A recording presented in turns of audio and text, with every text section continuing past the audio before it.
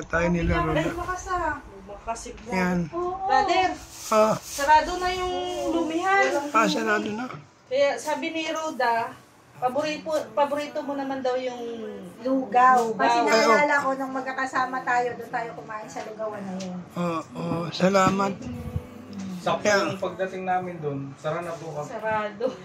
Yan, Noodles daw na busa. yan mga kalingap, ako'y nagpapasalamat. May bumisita po sa akin ng Team Brooks. Kaso kulang sila. Muna sa biyahe si Parang. Pauwi na yan sila. So ito pala ay mayroon palang pasalubong pang lugaw. Kumusta kayo? Salamat ha. Sa inyong pagbisita. Tawag-tawag lang. Actually, medyo kanina kasi talagang masama pakiramdam ko. Ngayon, okay ka na. Biyaya ng Diyos nung hinihilot ako ni Mrs. At siyempre na-surprise ako, binisita niyo ako. Sabi ko nga, wala rin lang akong upload. Privilege na nakabisita kayo. Maling. Nakakain kaya ito, brother pa ka sa Kanina. Kalahati naman ako nung Nung pag-alis natin, di ba nagpatimpla siya? Oo, nakalahatin. Sabi ko nga konti-konti niya para madagdagan. Okay pa man yan. Saan kayo galing? Nag-vlog kay Demi.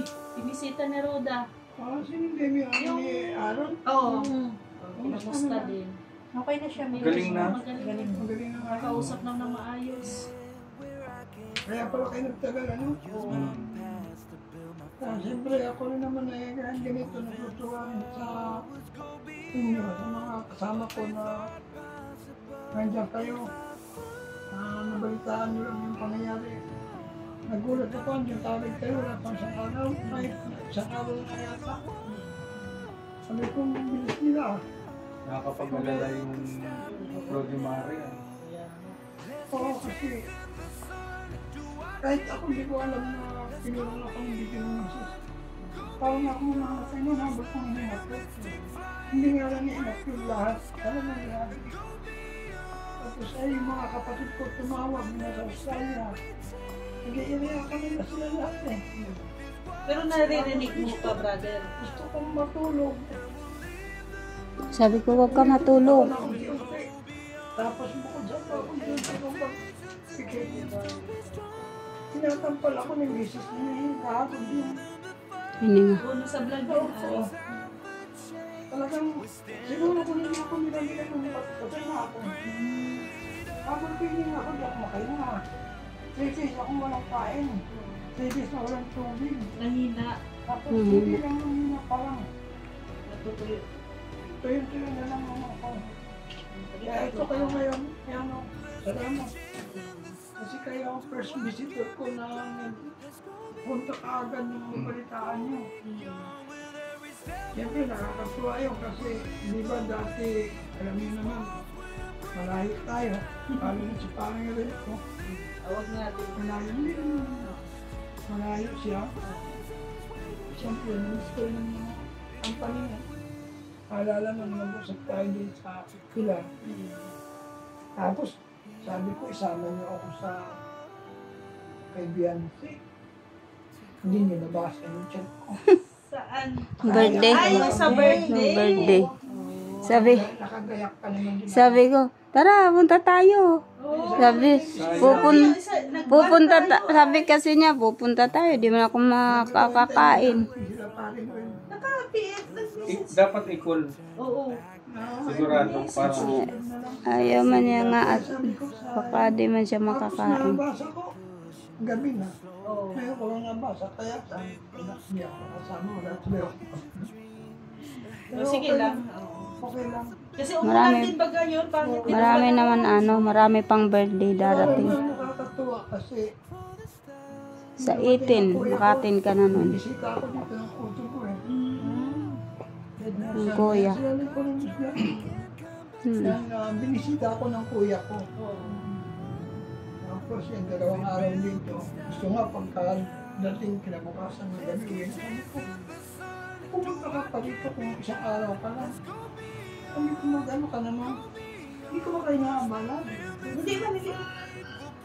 Siyempre, Nakakatuwa kasi na alam niya malaking bagay yung may kakasap ako na hindi lang puro kami.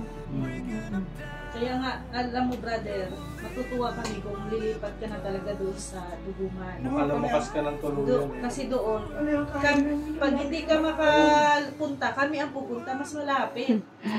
Malulutuan ka namin ng Sa pawalan sa tinola. gulay. Panay nga ang gulay niyo dun. Panay ang Mukbang.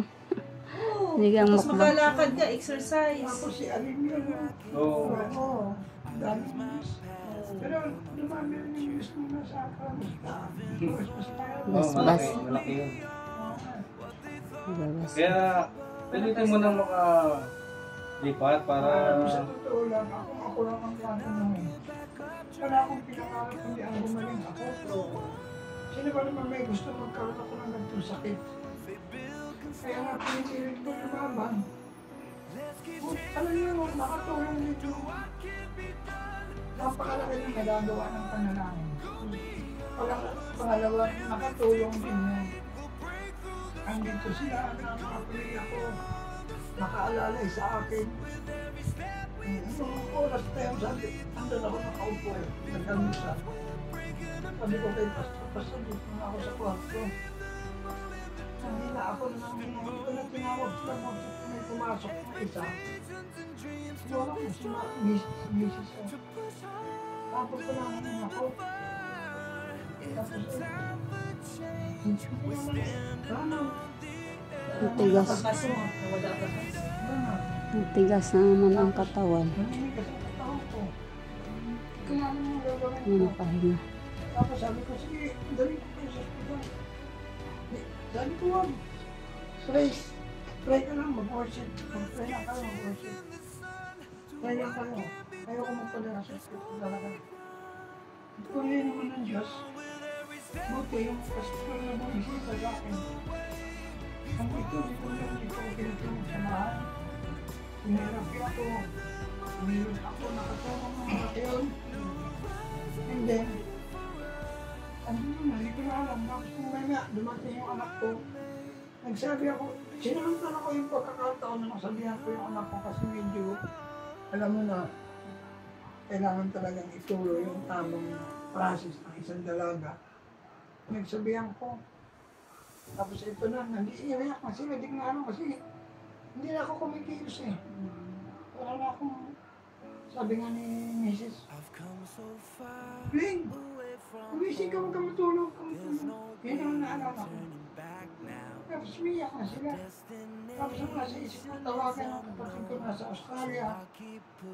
Kuya ko, para kung sakali nang mawala ko, at least ang niya na witness na nag-aagaw buhay na ako na wala.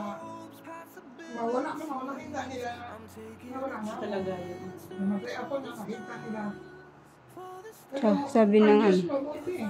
sabi ng kapatid niya, Sangko, hintayin mo ako, huwag ka munang umalis. Sabi na, magkikita pa tayo, magpa-distress ka kasi. Iyak lang iyak. Pupunta kasi yun dito sa 28 pang flight. Tapos siyempre, Ewan ko kung may papaaga. Ngayon, papaano pa yata napunta rin ko dahil sa akin. Tapos nahanap ko yung gusto kong lalaki kasi nasa school. nasa school pala. Sabi ko, tawagan mo, baka hindi na ako bakit ako umabot ng Litera. ano? Ano? Hindi na ako dahil ng buhay. Mga 10 yun, 11 pa yun mauwi. Yung dalaga ko, niyayapak na ako. Kaso, pakaya mo gagawin ko na yung nagagawa mo.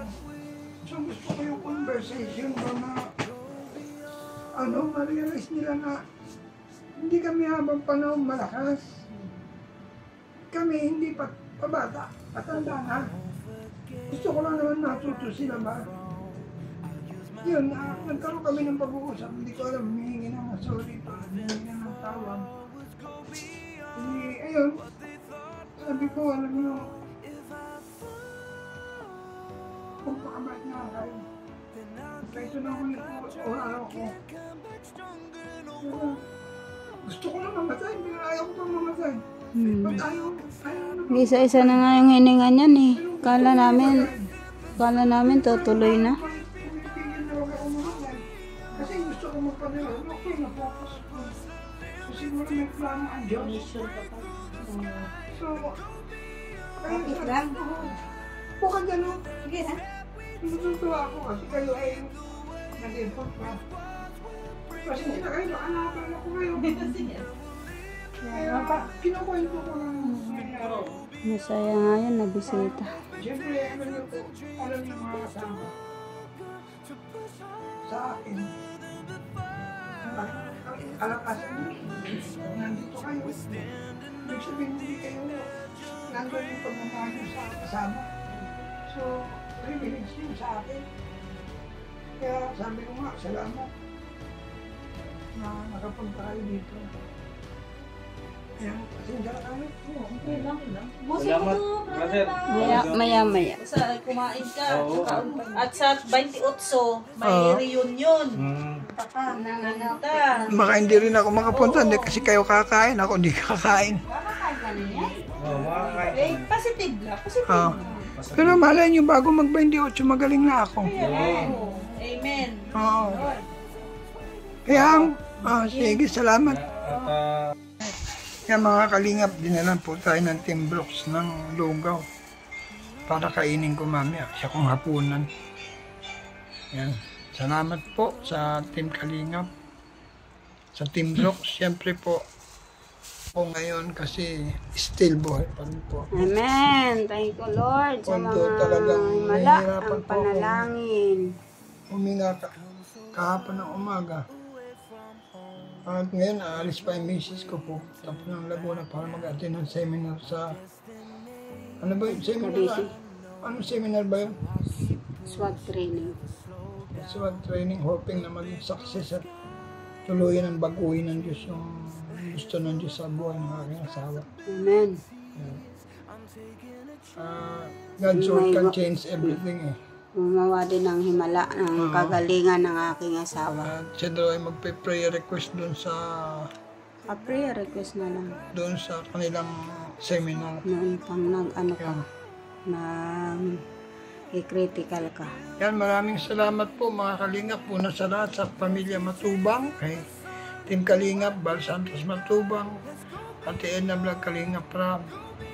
Siyempre po, salamat din po una sa lahat sa mga tumulong sa akin. Hindi ko na maisa-isa, pero lagi kayo laban ng aking panalangin. Una sa lahat kay Tita Marlusa, Tita Litz, Telita Prats, Binils, Karaigpe, Tita Jo, yan, yung pong sponsor ni Kalingap na nagbigay ng 25K. Salamat po. Siyempre po, salamat din siyempre sa kay Joseph Importante, Mike Drain, Hans.Care, Armagalo Mix Vlog. At salamat din po sa inyong pagtangkilik. Mabuhay po kayong lahat. Ito po, malakas pa rin si Brother Paz. Although, paminsan-minsan ay nagkakaroon ng problema yung aking katawan. Pero, we claim it na ako'y pinagaling na ng Panginoon. Mabuhay po kayong lahat. See you in the altar of prayer. Kasi ang akin pong claim, ang reveal po sa akin ng Lord, ay yung aking himala na siya ang gagawa, hindi ang tao. Kasi ang punto ko rito, ang Diyos ang mapaparangalan pag bumalik po ako at gagamitin ako ng Diyos according to His will. Salamat po, shoutout sa aking Mrs. Paspit. Support po natin. Salamat po sa mga hindi nag-skip ng ad, sa mga nag-like, sa mga nag-share. Mabuhay po kayo, God. Bless you. Bye. Jesus loves you.